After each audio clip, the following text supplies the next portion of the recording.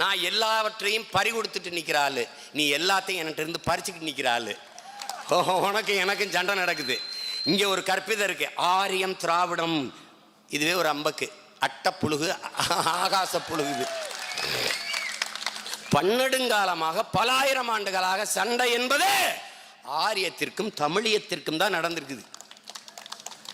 இதை தமிழ் இளம் தலைமுறை நன்கு உணர்ந்துக்கணும். இங்கே திராவிடம்னு பேசுறதே, திராவிடத்தில் இருந்தாலும் தமிழ் தேசியம் வருது. எங்கள் ஐயா மணியரசன், தமிழ் தேச அரசியலுடைய பேராசான் ஐயா மணியரசன் சொன்னது போல, பாட்டிக்கு பேத்தி பிறந்திருக்குங்கிறது சரி, பேட்டிக்கு பாட்டி பிறந்திருக்குங்கிறது எப்படி இருக்கிறது? தமிழர்கள் தான் நாங்கள் வாழ்ந்துக்கிட்டு இருந்தோம். ஆரியர்கள் வருகைக்கு பிறகு ஆரிய மொழியான சமஸ்கிருதத்தோடு தமிழ் கலந்து பேசணும். எப்படி பேசணும்? சோறு இருந்துச்சு, சோறு தூய தமிழ் சொல், அதை விட்டுட்டு சாதம்னு பேசணும். கருவி இருந்துச்சு, அதை விட்டுட்டு ஆயுதம்னு பேசணும். மகிழ்ச்சி இருந்துச்சு, அதை விட்டு சந்தோஷம்னு பேசணும். மிளகு சாறு இருந்துச்சு, அதை விட்டு ரசம்னு பேசணும்.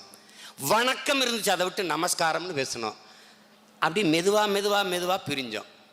1800 ஆண்டுகளுக்கு முன்னாடி என் தாய்மொழி தமிழ் சமஸ்கிருதத்தை மென்னு உமிழ்ந்த மொழிகள் தான் தெலுங்கு, கன்னடம், துளு, மலையாளம் எல்லாம்.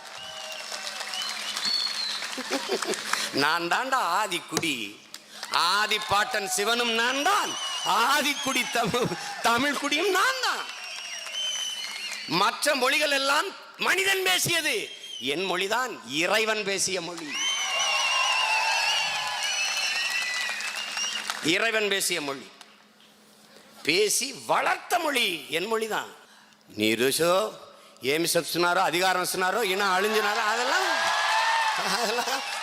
ஒருத்தன் கேட்கல.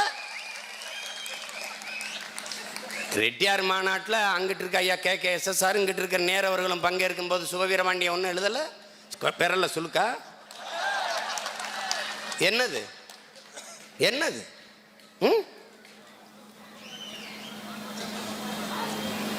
கால கொடுமை. லெமூரியா கண்டத்திலிருந்து நம்ம வந்துட்டோங்கிறாங்க. லெமூரியா கண்டம் இருக்கும்போது தெலுங்கு எங்க இருந்துச்சு?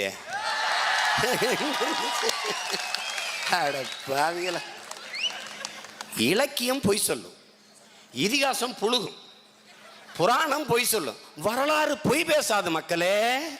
வரலாறு பொய் பேசக்கூடாது, அதுக்குதான் வரலாறுங்கிறான்.